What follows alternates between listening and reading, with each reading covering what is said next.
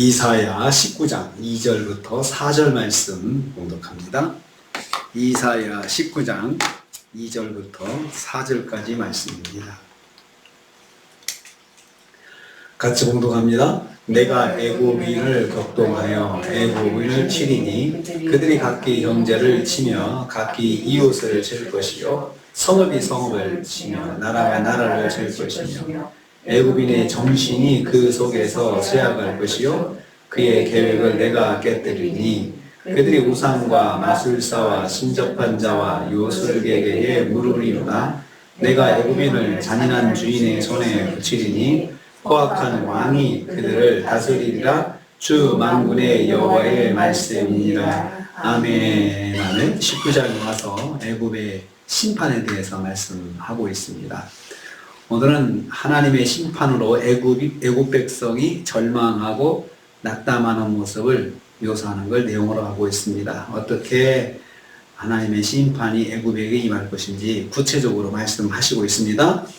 첫째는요, 애굽인들이 형제와 이웃끼리 칠 것이다 라고 했습니다. 2절 말씀입니다.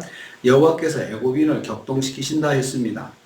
여호와께서 애굽에 내란을 일으키심으로 그들이 자멸하게 하실 것을 말씀합니다. 그래서 애굽인이 애굽인을 친다 했습니다.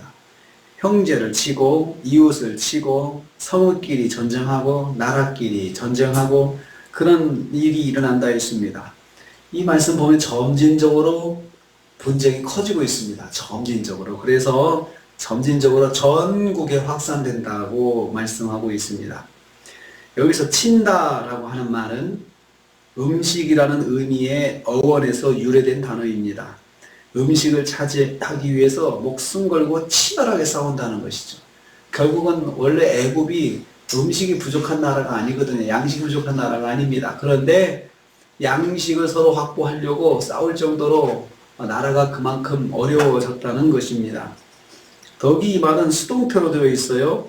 자발적으로 전투하는 것이 아니고 자신들이 제어할 수 있는 외부적인 요인에 의해서 자기들도 모르게 자꾸 전쟁하는 거예요. 자기들도 어떻게 통제하지 못하는 전쟁이 자꾸 일어나는 것은 하나님께서 그렇게 격동시키셔서 사람들 마음속에 자꾸 그 지도자들 마음속에 싸우고자 하는 마음이 자꾸 생겨요. 발동이 돼가지고 싸우고 싶지 않은데도 자꾸 싸우게 된다는 것입니다. 끊임없는 분쟁이 일어날 것이다 라고 했습니다. 그러면 나라가 망하지요. 애굽은 자기도 모르게 양식 때문에 분쟁에 빠져서 자멸하게 될 것이라는 뜻입니다. 두 번째로 애굽인들의 영혼은 온전하지 못할 것이라 했습니다. 3절입니다. 동족 상잔의 내란에 휩싸였을 때 이를 바로잡기 위한 마음과 힘과 지혜를 발휘할 수 없게 된다는 뜻입니다. 그래도 나라에 깨어있는 사람들이 있을 거 아니에요. 그 사람들이 우리가 이렇게 하면 안 된다. 우리가 이러면 나라가 망한다. 우리 싸우지 말자 하고 그런 바른 그런 정풍운동이 일어날 것인데 그러한 것들조차 못하게 만드신다는 것입니다. 그들의 영혼이 공허하게 될 것이기 때문입니다. 영적인 측면, 정서적인 측면, 지식적인 측면, 육체적인 측면에서 건강한 힘을 발휘할 수 없는 상태로 하나님께서 만들어 놓으신다는 것입니다. 여호와께서 일부 지식인들이 분쟁과 내란 중에 애굽을 회복하고자 하는 힘을 발휘할 수 없도록 차단해 버리신다는 거죠. 그러니까 건전한 정신을 가진 사람들이 나라가 이러면 망하니까 우리 좀 싸우지 말자 하고 어떤 앞장서서 캠페인도 하고 이렇게 할 수 있는데 그런 것조차도 하나님께서 다 막으신다는 것입니다. 하나님께서 그들의 정신을 쇠약하게 하실 것이라 했습니다. 완전한 공황 상태에 빠져서 주어진 상황을 타개할 어떤 것도 갖추지 못하게 하실 것입니다. 그나마 세운 계획도 깨뜨리신다라고 했습니다. 내가 그의 계획을 깨뜨리니 어떤 계획을 세운다 하더라도 그것이 이루어지지 못하게 깨뜨린다고 하는 것입니다. 그래서 이 사람들이 할 수 없으니까 이제 점쟁이 찾아가고 신접한 자 찾아가고 이제 비상 방법을 쓰는 거죠. 비정상적인 방법을 쓰는 것입니다. 여호와께서 애굽이 회생할 수 없도록 철저하게 막으실 것입니다. 첫째는 나라가 분쟁에 휩싸여서 나라가 그냥 분쟁에 휩싸여서 결국은 자기들끼리 싸워서 망하게 되었는데 그나마 그 가운데서 정신이 바뀐 사람들이 우리가 이러면 안 되겠다 하는 그런 생각도 못하게 그런 마음도 갖지 못하게 하나님께서 그런 생각도 다 차단해 버리신다는 겁니다. 그러면 그렇게 해서 나라가 서서히 전쟁 가운데 고통 가운데 망하게 된다는 거죠. 그리고 세 번째 말씀 보면은 애굽인들은 포악한 지배자를 만날 것이다. 포악한 지도자를 만나게 될 것이라고 했습니다. 여호와께서 애굽을 잔인한 주인, 포악한 왕이 다스리게 하실 것입니다. 애굽 사람들이 한시라도 평안하게 살 수 없게 만드신다는 것입니다. 그러니까 나라가 망해서 이제 그 전쟁에 휩싸이면은 정복을 당하죠.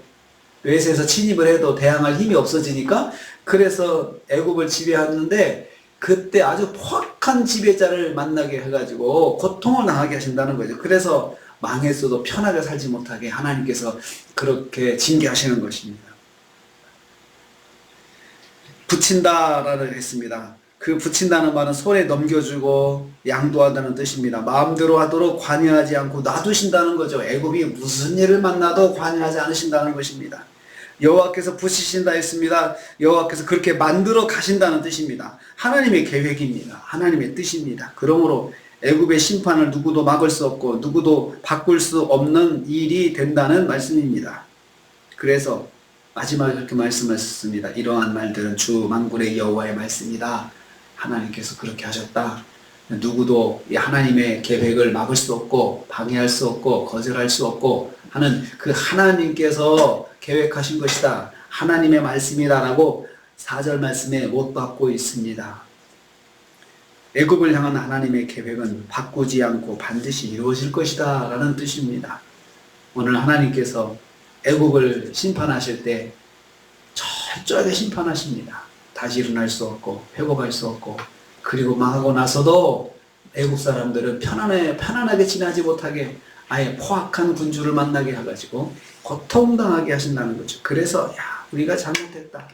우리가 좀 착하게 살 거, 우리가 좀 그때 바르게 살 걸 이것을 후회하면서 살게끔 만드신다는 것입니다. 하나님의 심판은 철저하십니다. 그렇기 때문에 이렇게 말씀하시면서 경고하실 때에 빨리 돌아서야 됩니다. 빨리 깨달아야 됩니다. 그것을 오늘 또 우리는 깨닫게 됩니다.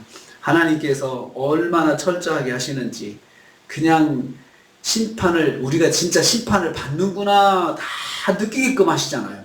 그냥 설렁설렁 심판받으면 이것이 심판인가 아닌가 우리는 뭐 상관없어 라고 그 가운데 이야기할 사람들도 있을 것입니다. 그러나 하나님께서는 한 사람도 우리가 심판받는다는 생각에서 벗어나지 못하도록 그렇게 하시는 것을 봅니다. 하나님의 심판은 너무나도 철저하십니다. 그렇지만 하나님의 자비는 하나님의 은혜도 얼마나 큰지 모릅니다. 우리가 하나님의 은혜를 구하면 하나님의 은혜를 또 베풀어 주십니다. 한 주간도 우리가 삽니다. 이 어미하신 하나님, 만군의 여호와 하나님 우리 기억하셔서 한 주간도 하나님이 통치하시고 다스리시고 하나님이 인도하신다는 사실을 기억하시고 하나님과 동행하시고 주신 말씀, 은혜 받은 말씀 붙잡고 한 주간도 승리하시기를 주님의 이름으로 축복합니다. 주님 감사합니다.